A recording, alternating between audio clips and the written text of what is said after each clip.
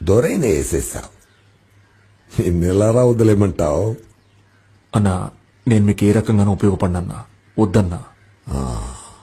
నేను నిన్ను పిలిపించా, నా ముందు కూర్చోబెట్టా, నా దగ్గర పని చేయమని అడిగినందువల్ల నేను బతిమాలినట్టు అర్థం కాదు. నువ్వు ఏం చేయాలని నేను నీకు చెప్తున్నా, నా దగ్గర పని చెయ్యమని నేను చెప్తున్నా. అర్థమైందా నీకు? అన్నా, దొరన్నను నేను చంపలేదు. అవునయ్యా, నీ చంపలేదా? ఒకవేళ దొరన్నను చంపింది నేనే అయితే ఆయన్ని చంపి నాకు మిమ్మల్ని చంపడానికి ఎంతసేపు అన్నా?